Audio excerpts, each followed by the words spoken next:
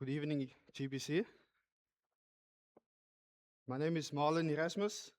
It's good to see a lot of older faces and newer ones. Yeah, it's a privilege for me to bring you God's word tonight and for GBC to give me this opportunity to minister to you. You can turn in your Bibles to Psalm chapter 1. This Psalm chapter 1. We'll be going through the entire Psalm.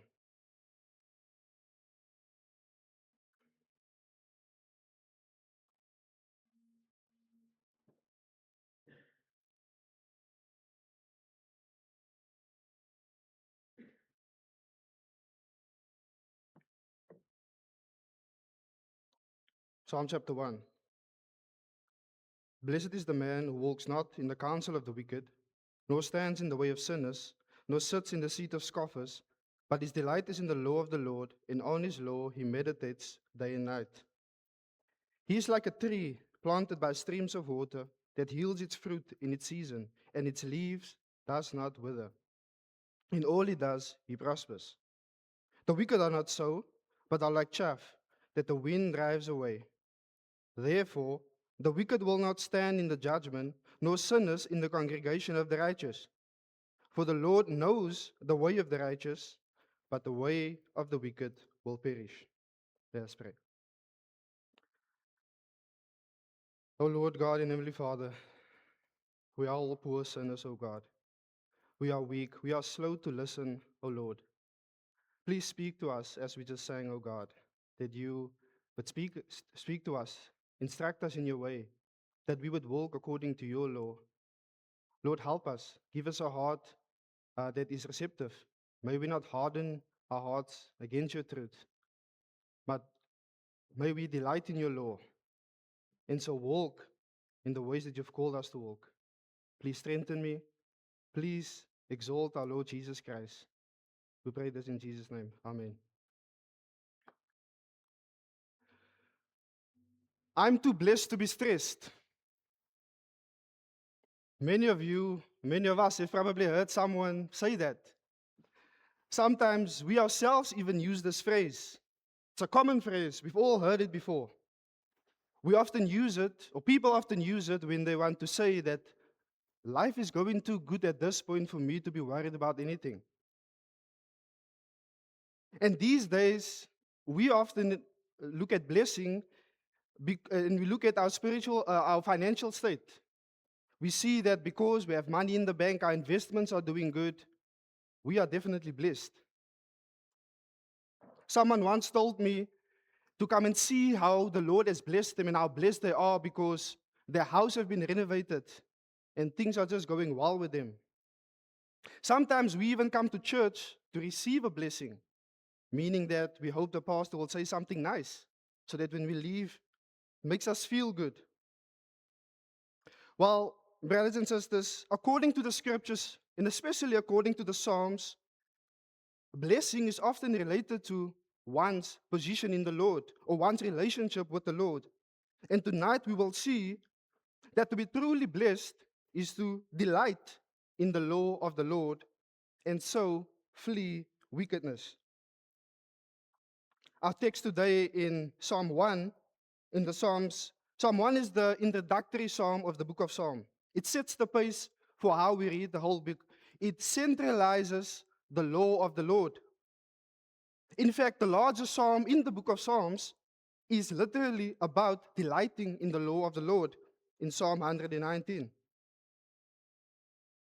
And we see today the blessed man is the man that actually delights in the law of the Lord.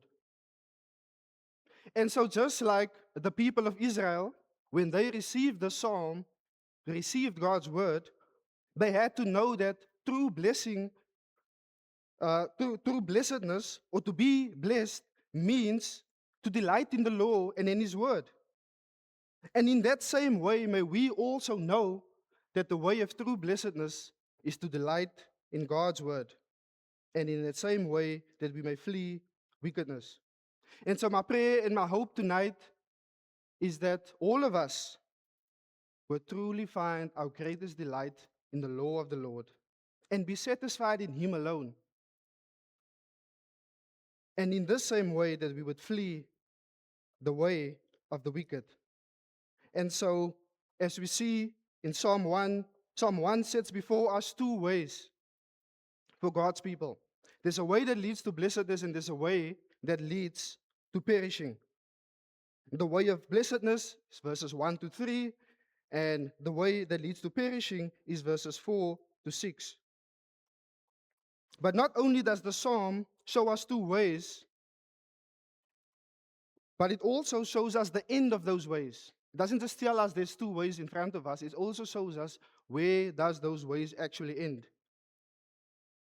But first, we'll first look at verses 1 to 3, which is a way of blessedness. Let's read verses 1 to 3. Look at the first two verses.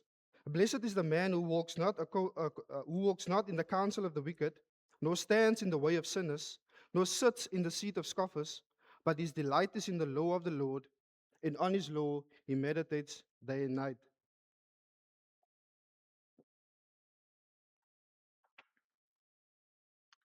Here we see that this blessed man, and here man is referring to both men and women, both men and women. The blessed man is blessed because of two things. He does not walk, sit, or stand with the wicked, but also he delights in the law of the Lord, and he meditates on it. The word blessing or blessed just means happy. It means to be happy. But it's not a flimsy type of happiness. It's not the happiness you experienced yesterday when the Springboks won, although you were probably very happy. That's not the type of happiness that he's talking about here. It's not some flimsy sort of happiness you feel in a moment and it is gone the next moment. No, this is true happiness and contentment that is found in the Lord Himself. It doesn't change based on the weather. This is true happiness. It's not happiness that is determined by the pleasures of this world, but instead it's a happiness that is rooted in the law Himself. As the text says, he delights in the law of the Lord, and he meditates on it. But notice here in verse 1, look at verse 1. What does this man not do? It first describes what this blessed man does not do. He does not he does not walk, sit, nor stand in wickedness. Now, many people look at these three things and look at it as a sort of a progression of sin.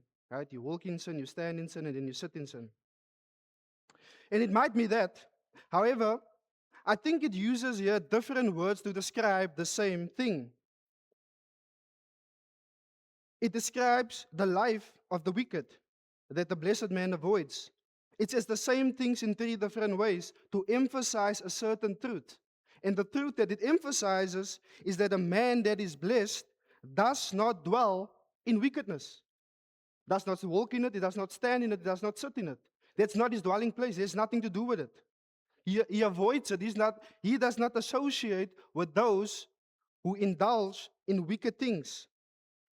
And not only does it look like these verses are saying the same thing, but it's more than just that, right?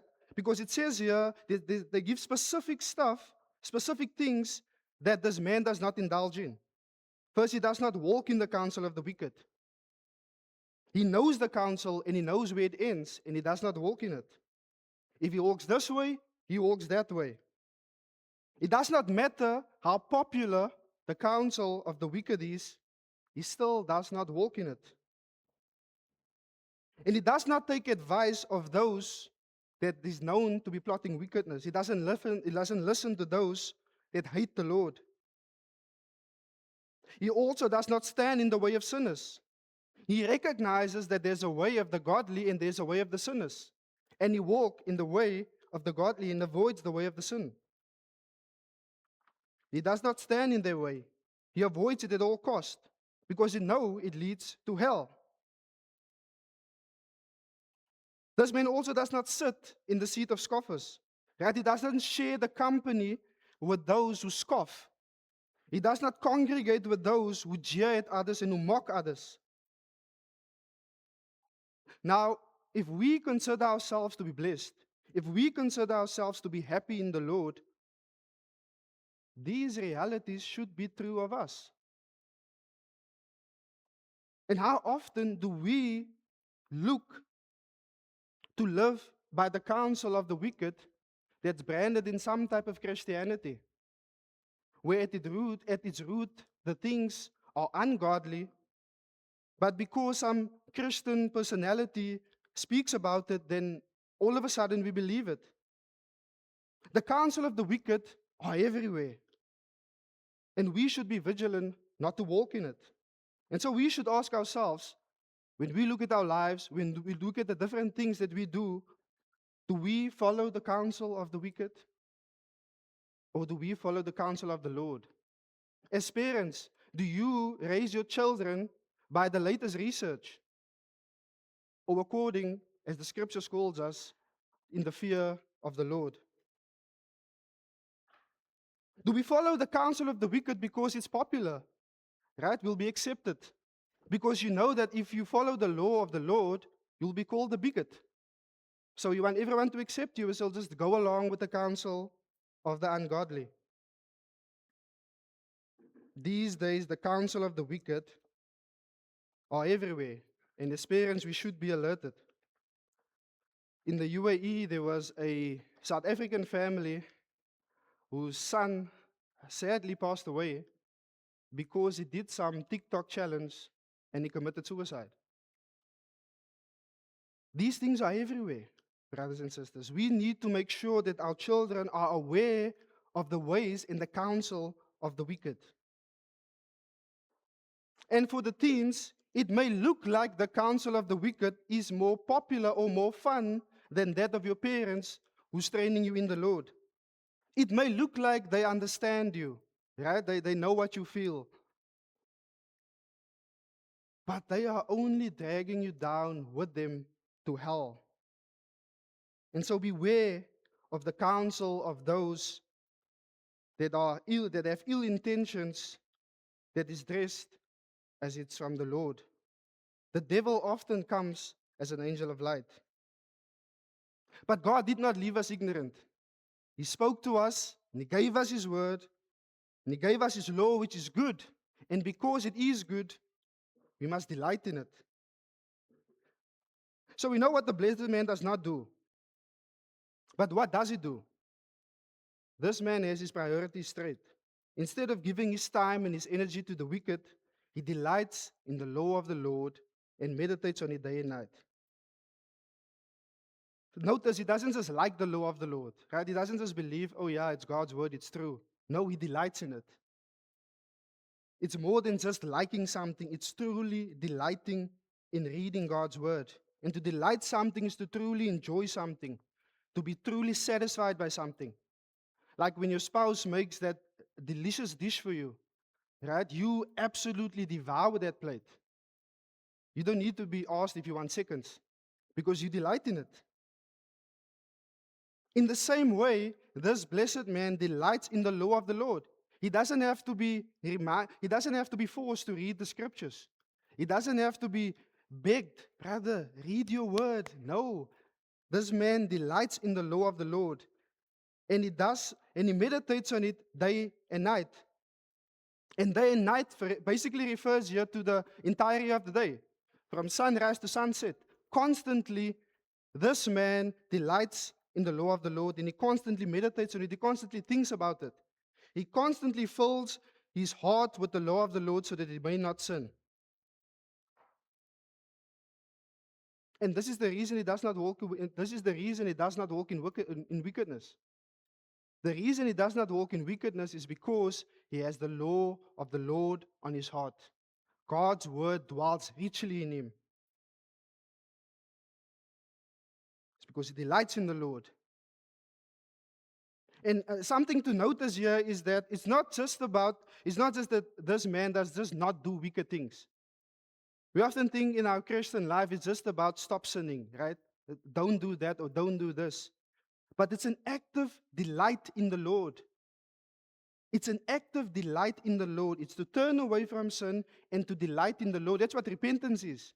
Repentance isn't just stop sinning, stop doing the wrong thing, but it's actively delighting in the law of the Lord. Because the more we delight in God's word, the more our appetite changes for holy things, so that we want more holy things. And so we should actively seek to delight and meditate in God's word. And this is not just the New Testament, it is all of the scriptures, not just the red letters, not just Paul's epistles, but all of it. Because all of scripture is good for us. The Lord has given all of scripture for us. All of it is profitable for teaching. So let us all give ourselves over to the law of the Lord in order for us to walk in this blessed way. So I also want to emphasize again that this is delighting in meditating on God's word that we see this blessed man does here. This is not a 2-minute read before you go on your way to work so that you know, I've read my Bible reading today, I'm fine for the day, I'll do it the next day. This is meditation, slow meditating on God's word. You know, when you marinate that chicken or that meat before you put it in the grill, you let it sit and let it soak. In the same way, we soak the Lord's word into ourselves. We sit in it. Meditation here doesn't refer to Eastern meditation when when you empty yourself and try to reach nirvana or whatever the case might be. But it's to fill yourself in the word of the Lord. That's what it means to meditate on it day and night, constantly filling ourselves with God's word. And let me be clear, we don't do these things for us to become Christians. We don't do these things to be saved. We don't delight in God's word in order for us to be saved. The Psalms is written to God's people. And if you are not a believer here today, if you have not bowed the knee to Christ, your appetite is still ruled by sin. It doesn't matter what type of moral stuff you're doing, no amount of good works is going to make you delight in the Word of God. Nothing. Only a changed heart that comes through the Lord Jesus Christ will change your heart. Because when the Lord opens your eyes, then you will see the glory of God in the face of Jesus Christ. And then the Lord Himself will change your heart so that you may turn away from wickedness and delight in Him. And you will receive the forgiveness of sins. So verses 1 and 2 gives us a description of the character of this blessed man. So now verse 3 gives us a visual picture. It gives us an illustration of this blessed man. Here the man delights in the law of the Lord and meditates on it. He is likened to a tree that is planted by streams of water. He yields his fruit at the right time, and his leaf does not wither, and he prospers. This is a picture of what it means to be a blessed man. This is not the new teaching in the psalm. This is just a picture of verses 1 and 2. A tree that is planted at the right spot, and because it's planted at the right spot, it prospers, it grows, it bears its fruit in season. Some of you that like plants, plant trees, you make sure wherever you plant it, you have your garden, it's at the right spot. When the sun comes out, it hits it. It's easy for you to plant, it's easy for you to water. This is a picture of this blessed man. He's planted at the right spot. And because it's by streams, he has what he needs in its season. And this is what happens when we give ourselves over to God's law, to God's word, and delight in God. We become like trees that bears its fruit in its season. We do not bear fruit because of our own delighting. It's not because I'm doing the right things and I'm bearing fruit. No, it is the Lord Himself that says, if we abide in Him, then He helps us bear fruit. It's the Lord is the one that produces the fruit. Because the Lord Jesus says that we can't do anything without Him. But also notice that fruit comes in its season.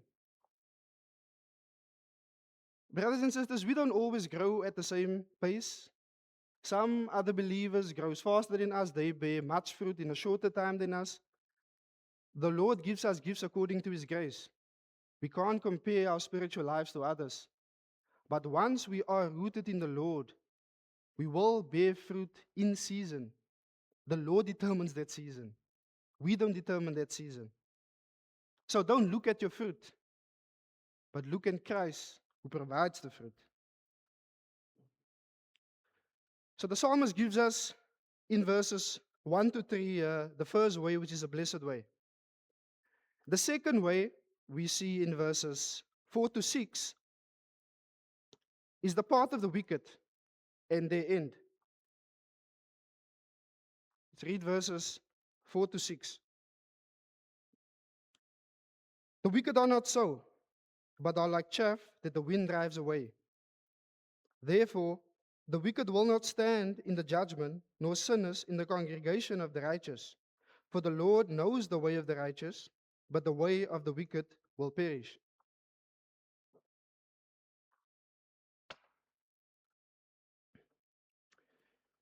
If we look closely at verses 3 and 4, we see it gives us two pictures. Picture of the blessed and the picture of the wicked. Verses 3 is a picture of a blessed, a strong tree. In verses 4 is the picture of the wicked, chaff, that the wind blows away. But verse 4 says, the wicked are not so. Not how. They are not like the blessed man who delights in the law of the Lord and meditates on it. They are not like that. And because they are not like that, they are like chaff. Chaff are basically the clothes of wheat. So when people that when it's time to glean, when they take the wheat, they would often throw the wheat in the air, and the wind will blow the chaff away, so that the stuff that they want stays, which is the wheat, and the chaff that they don't want gets blown away. So chaff is light work. This is the description of the wicked. And it's meant to show us that the wicked is the opposite of the blessed. The light chaff is the opposite of a strong tree that prospers. So the wicked are easily tossed. They're easily tossed to and fro by the seasons of life because they're not rooted in the word of life. They are neither here nor there, but they are rooted in the things of the world. And sometimes you might say, well, I know this ungodly family and they always have stuff. Always have the latest car, their house are bigger than mine, children have better education. This doesn't look like chaff, brother. This looks like a strong tree. But the reality is that they are building on sand. They are building on sand. Because we see later in God's word, it says that the way of the wicked will lead to perishing. They will not be able to stand in the judgment.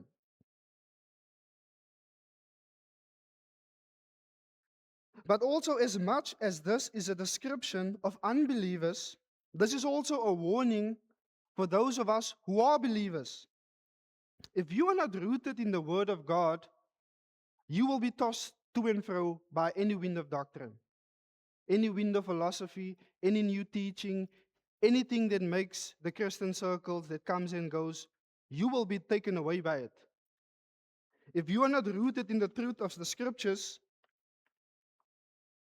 you will be tossed away by any false teachings that comes by. Any new teaching that will come will sweep you away, especially when something is popular. So beware of setting aside the living word of God for what is new, for what is nice and fresh, for what is popular. Verses 5 and 6 tells us here the end of the wicked. It tells us where the path leads to. Look at verses 5 and 6. It tells us where the end of the wicked leads to. In these last two verses, the psalmist contrasts the end of the wicked with the end of the blessed. The wicked will perish, but the righteous won't. He says, the wicked will not stand in judgment, nor will sinners in the congregation. Here we see similar language that we saw in chapter 1. We see the standing and we see the sitting. And because the wicked dwelt in wickedness, they won't be able to stand in judgment and dwell with the righteous. Instead, they will perish. Why do they perish? Verses 5 tells us. Look at verse 5. Therefore, shows us that whenever we see the word therefore, we should always ask, what is it there for? So we always look back. And it tells us the reason that the wicked will perish, the reason that the wicked will, the reason that the wicked will perish is because they did not delight in the word of the Lord. All goes back to delighting in God's word. This is the end of those who chose the wide gate. This is the consequences of those who set aside the word of the Lord and delights in wickedness. Their end leads to destruction. It leads to hell. It shows that in this life there's no middle ground, right? You don't have one foot in and one foot there. You either chose the way that leads to destruction or you choose the way that leads to blessed. There's no in between. You either walk the path of the Lord or you walk the path that goes to hell. But not only will they not stand in judgment, they also won't stand in the congregation of the righteous. If we look at verse 5, both lines are parallel to one another. Or verse 5. They are conveying the same idea. The wicked goes together with the sinners, and the judgment goes together with the congregation of the righteous. So in this way, we see the idea of verse 5 seems to be that the wicked will be judged. They won't stand in the judgment of the Lord because they fall short. They can't stand. They don't have the righteousness that is necessary for them to stand. So they can't stand. And because of this, they won't be numbered with the righteous. They won't be numbered with those who will stand in judgment, who the Lord himself finds righteous, which is the congregation of the righteous. So if you look, they are found to be dwelling with the congregation of the wicked in verse 1. Those same people who are found to be dwelling in the congregation of the wicked in verse 1 will not be found to dwell with the congregation of the righteous in times of judgment. So the wicked will not be with the Lord. When the Lord comes to take his people, only the righteous will be taken with him. So the righteous here doesn't seem to be just people who live righteous lives, but the righteous here are those who are found to be righteous in God's sight, who are found to be righteous in the judgment of God, those who are declared to be righteous. And so the question is, will you stand in judgment? Will you be able to stand before the Lord when you will be judged? Will you stand with the saints when the Lord comes to fetch his bride? And what will be the basis of your judgment, of your standing? What will be the basis of you standing in judgment? Will it be the fact that you've been to church all your life? That you've been a member at Goodwood Baptist for the last 30 years? Surely I will be standing in the judgment of the Lord because I've served the church for 30 years. Perhaps because you've made a confession of faith when you were 13 years old at one time and you were baptized. Or maybe because you've been brought up in a Christian home and you believe that the Lord will be gracious to you and merciful to you because your family is a Christian family. Or maybe because you've been a good person. You're not a perfect person, but at least you're not bad like most people. Well, there's only one reason that anyone can stand in the judgment of the Lord, and that is not in the righteousness of his own, but in his righteousness of another. Because no human being will be justified by the law. No one. Righteousness only comes through the life, death, and resurrection of the Lord Jesus Christ. Because God made him who knew no sin to be sin, so that we can become the righteousness of God. So do not look at your own piety. Do not look at your own good works. For certainty that you will be found righteous in God's sight, but instead look to the cross of Christ. Look to Christ who stood in your judgment and took judgment upon himself. Look to the man, Jesus Christ, who is the only one who could sit with sinners and not become like them, but made them like him. Because this is why we who were once scoffers, we who were once sinners and wicked, he made us righteous. Look to Christ, who is the true God and true man, who not only stood in judgment, but took it. He took our judgment. And so that those who wants to be truly blessed delights in him, the Lord Jesus Christ, who himself is the Word of God. He himself is the Word of God that came to delight us, that came to enlighten us, so that we can delight in him. There's no other way to delight in Christ. There's no other way to delight in the Word of God unless you yourself are enlightened by the Word itself. Because Jesus is the only one that can turn a congregation of sinners into a congregation of righteous. So look to Christ, who is the true, the blessed man. Verse 6 again reinforces the truth of the psalm. It summarizes the way of the righteous and it summarizes the way of the wicked. It says, "For the Lord knows the way of the righteous, but the way of the wicked will perish." The fact that the Lord knows the way of the righteous is not necessarily a intellectual knowledge, but it means that the Lord is aware of this way. The Lord knows this way. The Lord is with us in this way. As we walk this path of the righteous, the Lord knows the path that He's setting us on. The Lord is not ignorant of the path. The Lord knows what lies ahead of the path. Like a shepherd who leads his sheep, the Lord knows the way He is calling us to live.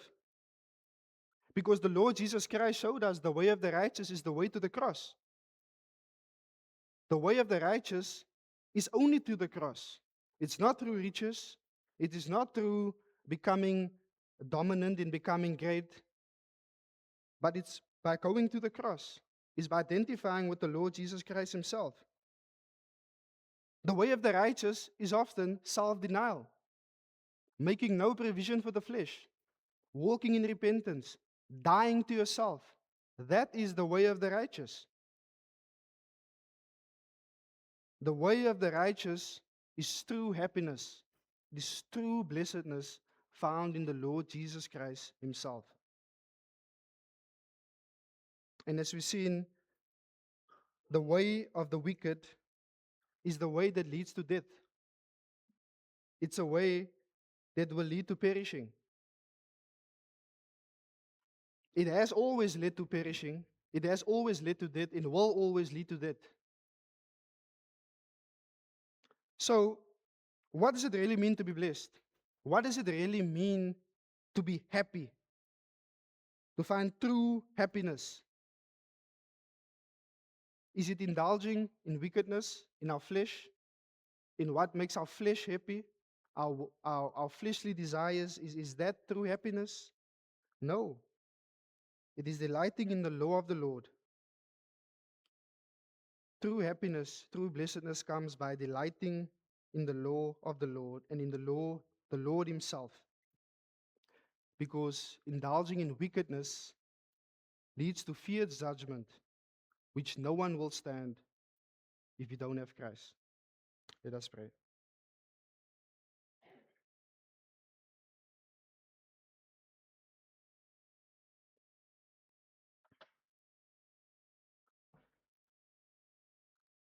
Oh Lord, Heavenly Father. Father, we are weak, Lord. We are weak. We are pitiful, O God. We like a dog always going back to its vomit. Help us, Lord. Help us that we would delight in your word. Help us that we would walk in the truth of your word, that we would not treat your word as it's just another opinion, but that we would actually delight in the Lord. May your word be as sweet as honey to our soul, O God. May we search for it more than we search for gold or for riches. And also help us, O God, that we would not walk in the wicked, in the counsel of the wicked, nor sit with the scoffers, nor stand with the sinners. Help us to be faithful to your word, Lord, as you've been faithful to us, even in our fallings, even in our weakness, O God, even when we do listen to the wicked, even if we do stand with the sinners, O God. You've still been gracious to us. And so help us, O God, that we would live according to the law of the Lord and delight in you. We pray this in Jesus' name. Amen.